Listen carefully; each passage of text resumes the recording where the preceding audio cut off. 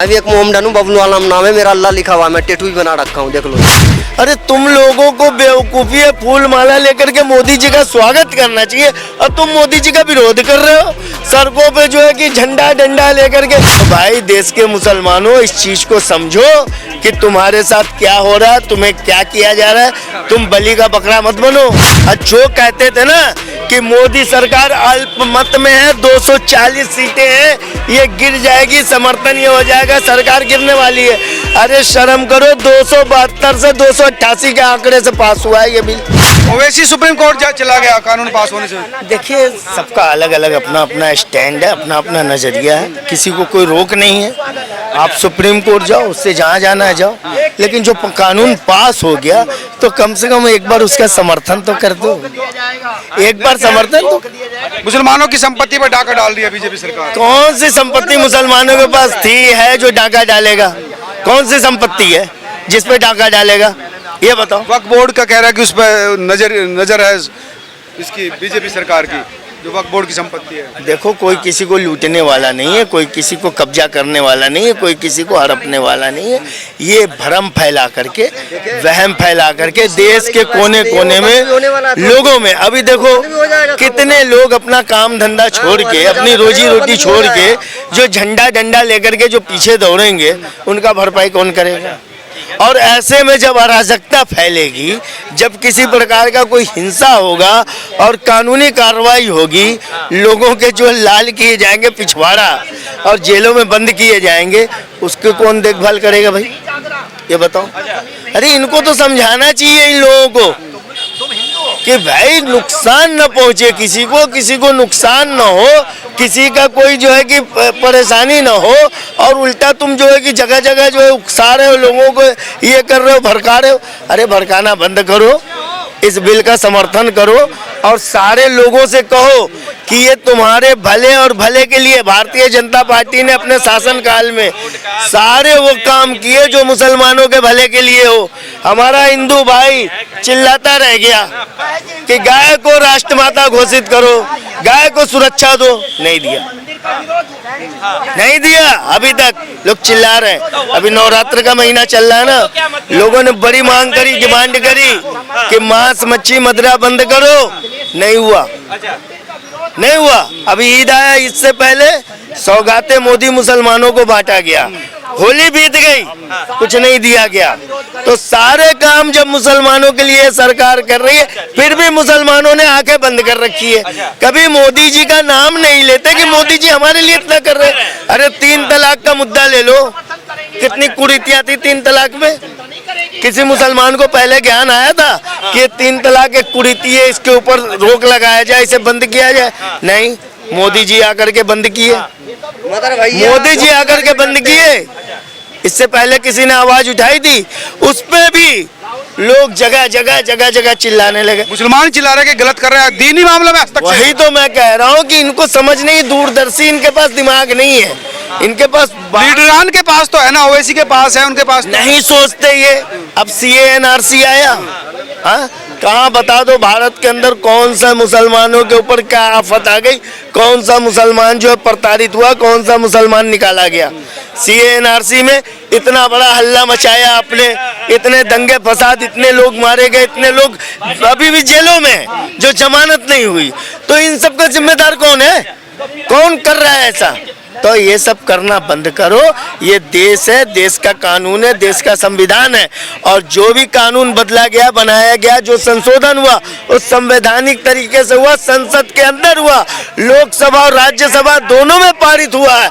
और आप कहते हो कि संविधान, जब संविधान को मानते हो तो कानून संविधान सम्मति तो हुआ है, तो इसको मानो। इसके लिए क्यों आप हल्ला कर रहे हो, क्यों शोर मचा रहे हो, क्यों शोर मचा रहे हो? उससे कह रहे हैं कि जो ताकत जो है DM को दे दी, कमिश्नर को दे दी, नॉन हिंदू को समिति में लिया है। नॉन हिंदू मैं तो कहता हूँ कि भाई जो जहाँ कुरीतियाँ होती है ना वहाँ सभी धर्म के लोगों को शामिल करना चाहिए।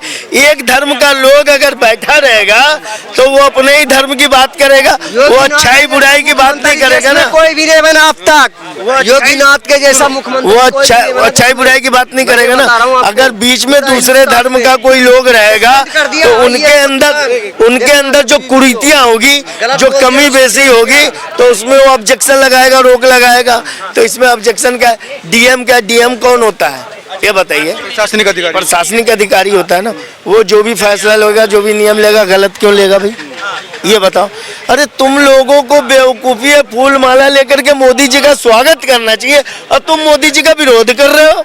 सड़कों पे जो है कि झंडा डंडा लेकर के, अभी कल शुक्रवार का दिन देश के कोने कोने में ले करके निकल गए बैनर टैनर। बताओ क्या फायदा भाई? कोई फायदा होने वाला है इससे ये बताइए? देश के अंदर मुसलमानों को कैसे फायदा है भाई? भारत के अंदर जब तक भारत का संविधान जिंदा है, देश के किसी नागरिक को कोई नुकसान नहीं पहुंचने वाला। देश के नागरिक को कहीं हताश होने की जरूरत नहीं है। देश के नागरिक को देश की सरकार पर अविश्वास करने की कोई जरूरत नहीं है। आप ये देखो कि हम इस देश के नागरिक हैं, हमारे देश में किस तरीके से सुख शांति और समृद्धि का माहौल बना रहे, ये काम आप करो। अराजकता फैलाने वाली सोच को आप भूल जाओ, त्याग दो, सपना समझ के भूल जाओ कि अराजकता फैलाने वाला हम कोई काम करेंगे। आज अगर आप कोई काम करते हो, किसी तरीके का धरना प्रदर्शन विरोध करते हो जिससे समाज और माहौल में अराजकता फैलता है, जब अराजकता फैलेगा कानून प्रशासन अपना काम करेगा, और जब कानून प्रशासन अपना काम करेगा तो उसमें वो गरीब बेगुनाह और नासमझ और लाचार आदमी जो उनके बहकावे में उनके पीछे गया हो वो प्रताड़ित होगा, वो पकड़ा जाएगा, वो जेलों के अंदर में जाएगा। और जो बड़े पैसे वाले धनिक सेठ होंगे ना, जो नेता होंगे ना, वो अपने बच्चों को कभी आगे नहीं करेंगे, वो एसी में बैठे रहेंगे। तो भाई देश के मुसलमानों इस चीज को समझो कि तुम्हारे साथ क्या हो रहा है, तुम्हें क्या किया जा रहा है। तुम बलि का बकरा मत बनो। मुसलमान बलि का बकरा बनाया जा रहा है ना। अब किसी को ढकेल दोगे आप आगे, चलो चलो लगाओ अल्लाह अकबर के नारे, चलो भारत बंद करो, चलो ये मोहल्ला बंद करो, ये इलाके बंद करो, ये रास्ते बंद करो। उसका नतीजा आपने भुगता नहीं है पहले सीए एनआरसी के विरोध में? क्या भूल गए इतनी जल्दी? कितना भयंकर नतीजा भुगता गया उसका कि जिस देश दिल्ली के अंदर कभी दंगे नहीं हुए थे, दिल्ली के अंदर कभी इतिहास में दंगे नहीं हुए थे, वो दंगे तक की नौबत आ गई थी। अब कितने लोग आज भी जेलों में जमानत नहीं हो रही है उनकी। तो इन चीजों से आंख कैसे मूंद लेते यार? है क्यों तुम गरीब को मरवाना चाहते हो? क्यों तुम उन्हें बलि का बकरा बनाना चाहते हो? क्यों तुम उन्हें भेड़ चाल में ढकेल करके आगे करना चाहते हो? अरे देश संविधान से चल रहा है, संविधान का पालन करो, देश के अंदर जो कानून है उसका पालन करो। राहुल गांधी तो खुद संविधान लेके चलते हैं। बिल्कुल, तो जब संविधान लेके चलते हो तो आप संविधान का पालन करो ना। संसद में पास हुआ, संसद में, ये कहीं चौराहे पे पास नहीं हुआ कानून। और जो कहते थे ना कि मोदी सरकार अल्पमत में है, 240 सीटें हैं, ये गिर जाएगी, समर्थन ये हो जाएगा, सरकार गिरने वाली है। अरे शर्म करो, 272 से 288 के आंकड़े से पास हुआ है ये बिल। शर्म करो ना, जो मोदी सरकार पे उंगली उठाते हो सरकार गिर जाएगी। अरे 272 की बजाय 288 के आंकड़े से पार हुआ है। और राज्यसभा में भी 128